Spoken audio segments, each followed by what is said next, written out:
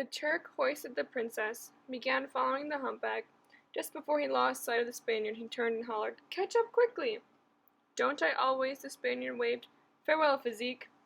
"Farewell, Inigo," the Turk replied, and then he was gone, and the Spaniard was alone. Inigo moved to the cliff edge and knelt with his customary quick grace.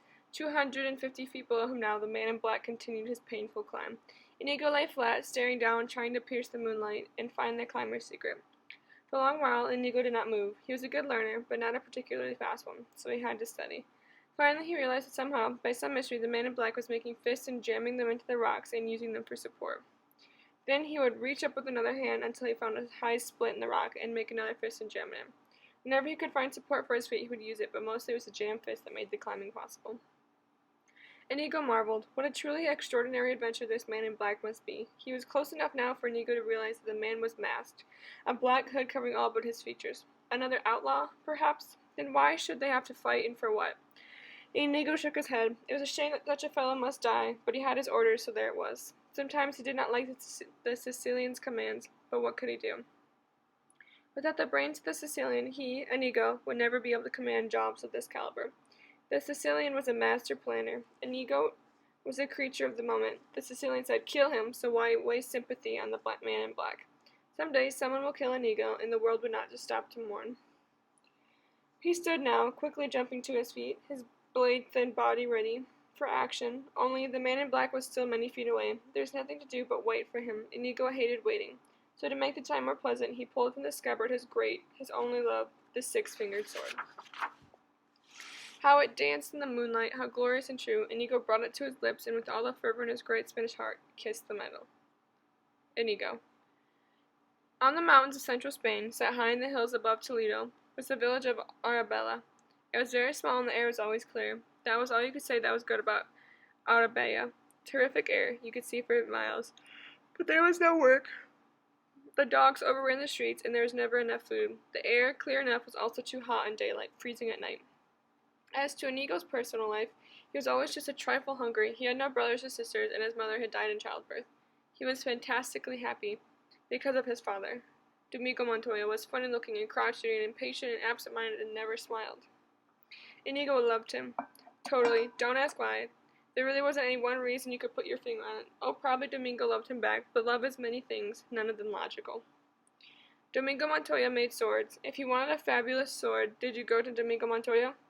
If you wanted a great balanced piece of work, did you go to the mountains behind Toledo? If you wanted a masterpiece, a sword for the ages, was it Arabella that your footsteps led you to? Nope. You went to Madrid, because Madrid was where lived the famous Este, and if you had the money, and he had the time, you got your weapon. Este was fat and jovial and one of the richest and most honored men in the city. And he should have been. He made wonderful swords, and noblemen bragged to each other when they owned an original Este. But sometimes, not often mind you, maybe once a year, maybe less, requests would come in for a weapon that was more than even Este could make. When that happened, did Este say, "Alas, I'm sorry, I cannot do it"? Nope. What he said was, "Of course, I'd be delighted. 50% down payment, please. The rest before delivery. Come back in a year. Thank you very much." The next day, he would set out for the hills behind Toledo.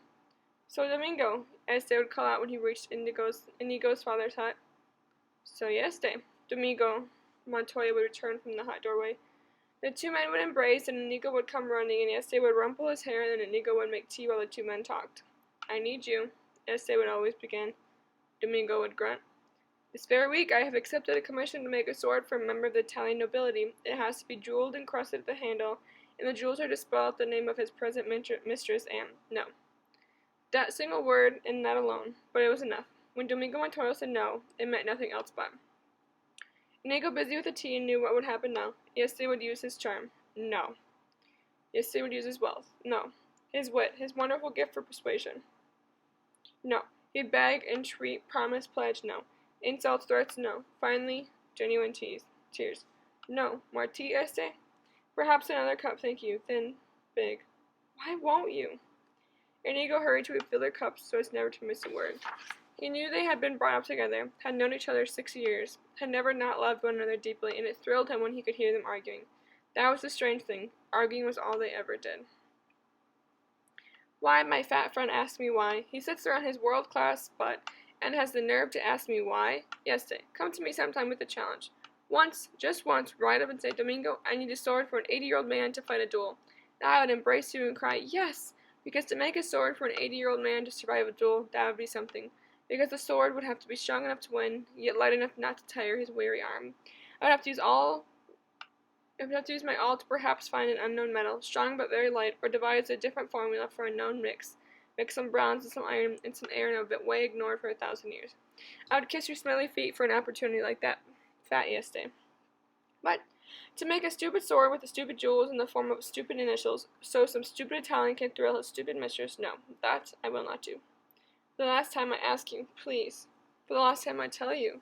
I am sorry, no. I gave my word the sword would be made. I cannot make it. In all the world no one can but you, and you say no, which means I have gone back on a commitment. Which means I have lost my honor, which means that since honor is the only thing in the world I care about, since I cannot live without it, I must die, and since you are my dearest friend, I may as well die now, with you basking in the warmth of your affection. And here yesterday would pull out a knife. It was a magnificent thing, a gift from Domingo on yesterday's wedding day. Goodbye, little Inigo, yesterday would say then, God grant you your quota of smiles. It was forbidden for Inigo to interrupt.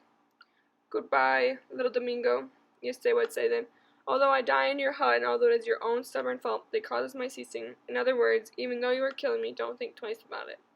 I love you as I always have, and God forbid your conscience should give you any trouble. He pulled open his coat, brought the knife closer.